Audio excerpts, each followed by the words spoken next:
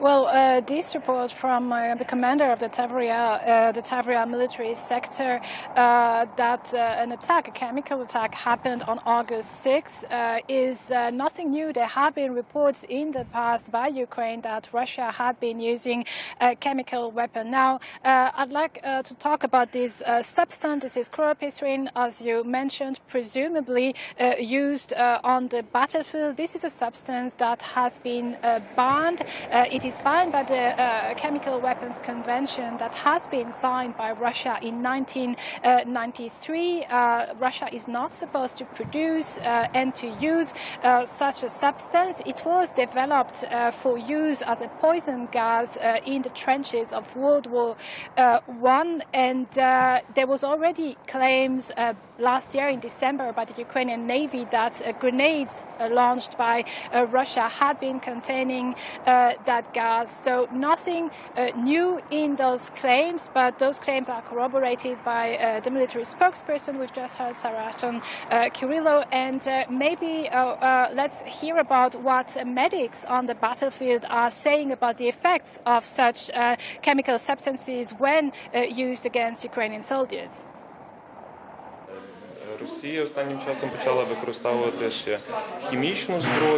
Russia recently began using chemical weapons, which is why sometimes we see soldiers coming to us with symptoms of shortness of breath, irritation of the mucous membranes, of the eyes, of the throat.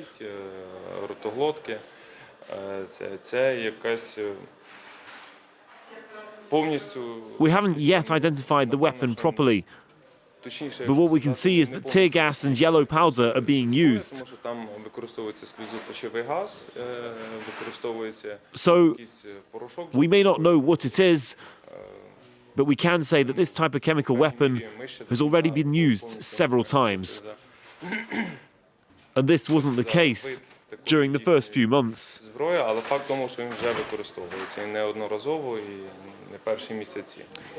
So these latest claims that they were used, this chemical poison gas, yesterday. So far, we're not heard any comment from Moscow, but previously have denied its use. Also, details emerging today, Emmanuelle, about this apparent assassination attempt on Volodymyr Zelensky being foiled.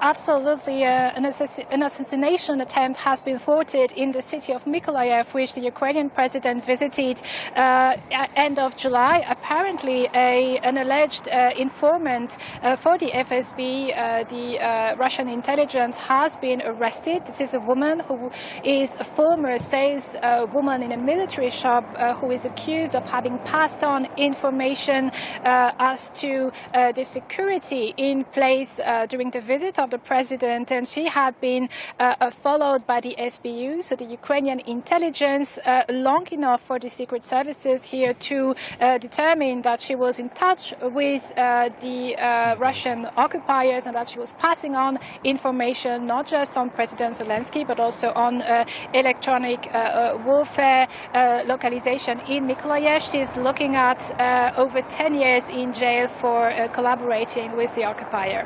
Incredible claims. Emmanuelle, thank you for the context and the update. Emmanuelle Chaze, our correspondent in Ukraine.